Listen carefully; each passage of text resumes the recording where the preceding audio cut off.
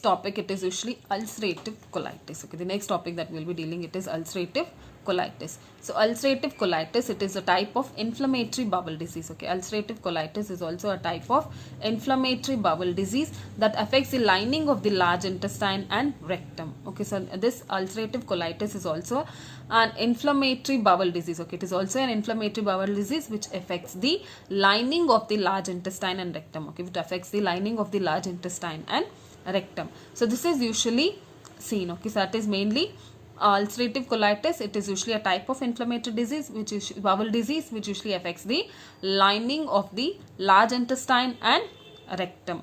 So that is mainly leads to ulceration and bleeding. Okay, it mainly leads to ulceration and bleeding. So that is usually about this thing. So multiple ulcerations can be seen. Okay, multiple ulcerations occurs. Okay, multiple ulceration and inflammation occurs in the superficial mucosa and submucosa of the colon. Okay, so multiple ulceration and inflammation occurs in the superficial mucosa. Okay, it usually occurs in the superficial mucosa and submucosa of the colon. Okay, it usually occurs in the, so that is multiple ulceration and diffuse multiple ulceration and inflammation usually occurs in the superficial mucosa and submucosa of the colon. Okay, superficial mucosa and submucosa of the colon. So that is usually, so when inflammation occurs in the rectum, okay, when inflammation occurs in the rectum, that is lower part of the colon, it is called ulcerative proctitis. Okay, so if the inflammation occurs in the rectum, that is lower part of the colon, it is usually known as ulcerative proctitis. Okay, it is usually known as ulcerative proctitis. If the entire colon is affected, that is usually known as pancolitis. Okay, if the entire colon is affected, that is usually known as pancolitis.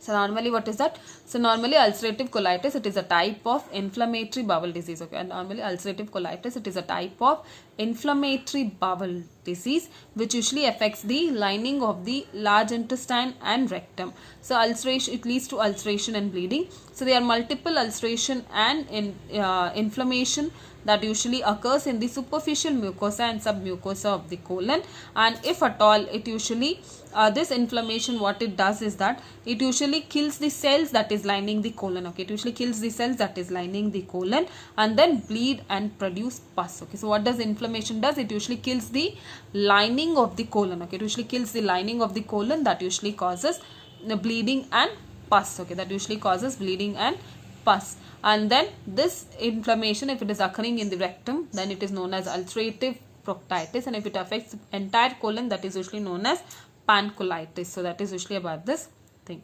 So next is causes. So the exact cause is unknown. Okay, the exact cause is unknown. So it might be due to any hereditary factors, or if there is any immunological factors. Okay, it might be due to any hereditary factors or immunological factors, or it might be certain food or stress. Okay, it can be due to certain food or stress, or it might be due to any environmental agents such as pesticides, tobacco, radiation, or food additives that might be triggering the things. That is mainly, it is in that the exact cause is unknown, but it might be due to hereditary factors, or it might be due to any immunological factors, or it might be due to stress or any food, or it might be due to environmental factors like pesticides, tobacco, radiations that might trigger this inflammation. So that is usually about this causes of this ulcerative colitis. So next is symptoms.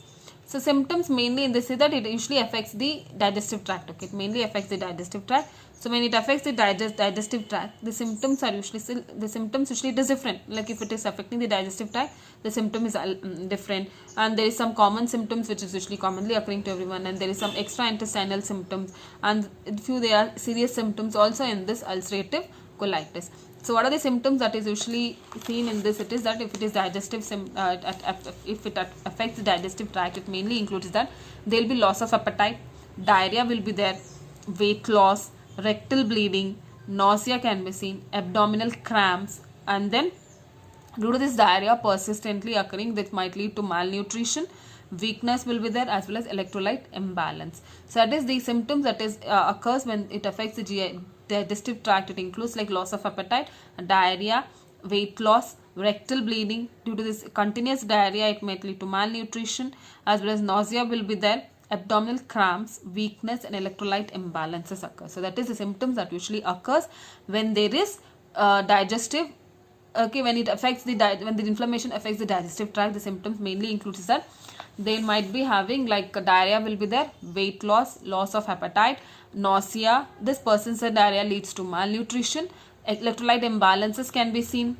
a weakness will be there. So the rectal bleeding can be seen. These are the symptoms that is associated when it affects the digestive tract. So what are the common symptoms that can be seen in this ulcerative colitis is that bloody stool will be there, fatigue, loss of appetite is there, RBC will be lowered. Okay, RBC will be lowered because of bleeding. So that is RBC will be lowered. Nausea with or without vomiting. Okay, nausea with or without vomiting. Nutritional deficiency will be there, and unexplained weight loss. So that is usually there. So in that case, usually what are the common symptoms that can be seen? Okay, the common symptoms that can be seen, it is like there will be bloody stool, fatigue, nausea with or without vomiting, RBC count will be decreased, weight loss, unexplained weight loss will be there, nutritional deficiency can be seen.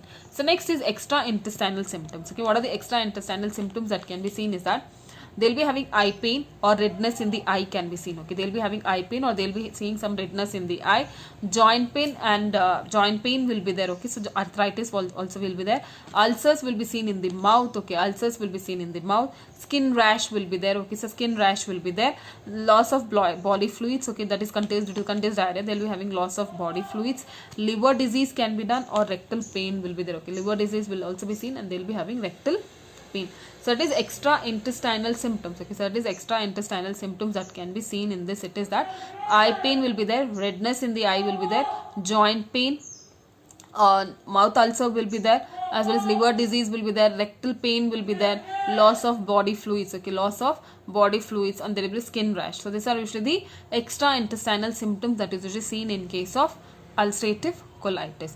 So next is serious symptoms. So serious symptoms, it might be like they'll be having blood in the vomiting, gas, GI bleeding will be there, severe abdominal pain will be there, as well as inability to pass stool or gas. Okay, so that is severe symptoms will be there, like GI bleeding will be there, vomiting, blood in the they vomit blood, and then they usually have severe abdominal pain, also inability to pass stool or gas. So these are usually the symptoms that is usually seen in case of ulcerative colitis. So the symptoms which is affecting the GI tract, symptoms that is seen when it is like GI tract is affected, this might be include like loss of appetite, diarrhea, weight loss, rectal bleeding, unexplained electrolyte imbalances, nausea. So all this thing will be there. Next, it is malnutrition also will be there. And in case of common symptoms, that is usually RBC level will be decreased, unexplained weight loss will be there, bloody stool will be there, fatigue will be seen, as well as loss of appetite will be there, nausea with or without vomiting will be there. And extra intestinal symptoms like eye pain, redness in the eye, liver disease, rectal pain, joint pain, and then skin rash. So all this thing will be present. And in case of severe symptoms, inability to pass stool or gas, severe abdominal pain, they vomit blood, and also they will be having GI bleeding. Okay, these are usually the symptoms of ulcerative colitis. So next is diagnostic examination. So what are the diagnostic tests that they do is that blood test and stool examination will be done. Okay, blood test and stool examination will be done, endoscopy will be done, biopsy will be done, as well as barium enema X-ray will be done. So that is usually blood test, stool examination, biopsy, endoscopy, and this one barium X-ray will be done. Okay, these are the diagnostic tests that is usually done in case of to confirm ulcerative colitis. So last is management. So management, the main goal of this management is to correct the symptoms. So the main is to correct the symptoms and to avoid repeated attacks, okay, to prevent repeated attacks. So that is usually mainly to reduce symptoms, to avoid repeated attacks.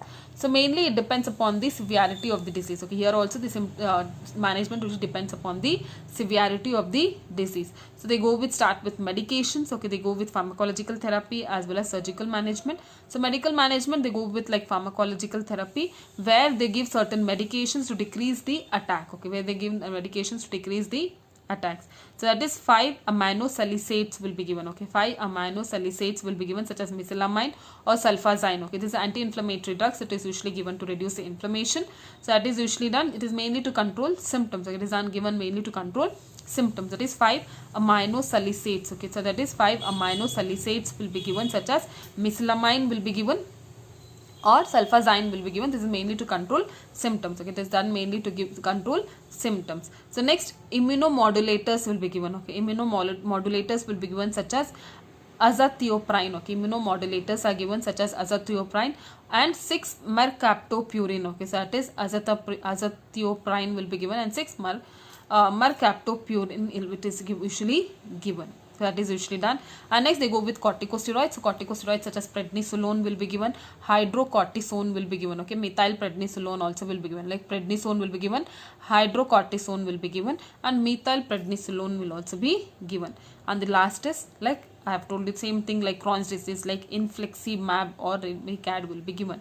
So these are usually medical management, that is pharmacological therapy that is usually given. That is corticosteroids will be given, and infliximab is given, and then immunomodulators are given, and anti-inflammatory drugs are usually given. So this is usually about this medical management. So then the next is surgical management. So surgical management, in few cases they go with colectomy. Okay, they go with colectomy, where they'll go with removal of the colon.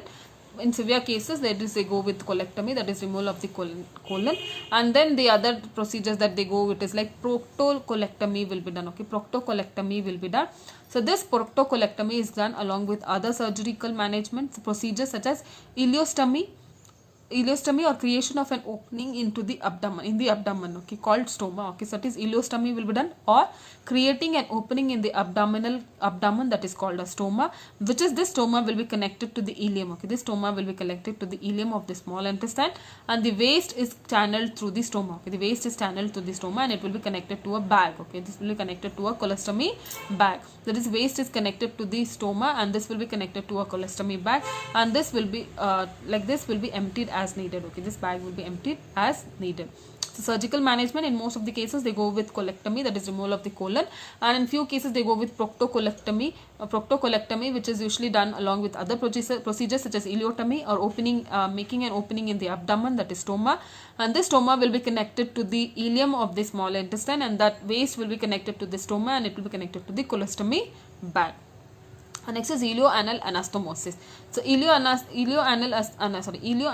anastomosis, which removes the colon and the inside of the rectum. Okay, which removes the colon and inside of the rectum but preserves the anus. Okay, it removes the colon and inside of the rectum but preserves the anus, which then it is surgically connected to the ileum, This allows feces to pass out of the body through the anus. Okay, it usually allows the feces to pass out of the body through the anus, avoiding the need of external waste bag. Okay, avoiding the need of external waste bag. So that is ileoanal anastomosis is done. So in this, what is that? The colon and the colon and the inside of the rectum will be removed, and the anus will be preserved, and this will be connected surgically to the ileum. Then like the feces pass through the anus, like it is usually done, so that avoids the need of external waste bag. So this is about this surgical management that is usually done. So surgical management, mainly they go with colectomy, where they go with removal of the colon, and then they go with other procedure like proctocolectomy, which is done along with other procedures such as ileostomy or creation of an opening in the abdomen, that is stoma, and the stoma will be connected to the ileum of the small intestine, and this waste will be connected to the stoma, and it will be connected to the colostomy bag. And then they go with ileoanal anastomosis, where colon and the inside part of the rectum will be removed, anus will be preserved, and then surgically it will be connected to the ileum, then so that feces passes through the anus, and external waste bag is not required. So in this management, they go with controlling the symptoms and preventing the attacks. So they go with certain medical management, that is pharmacological therapy will be done, like anti-inflammatory drugs will be given, immunosuppressant drugs will be given, corticosteroids will be used, and Remicade will be used. And surgical management, so colectomy with proctocolectomy will be done along with other procedures. So this is usually about this ulcerative colitis. So ulcerative colitis is nothing but inflammation of the large intestine and the rectum.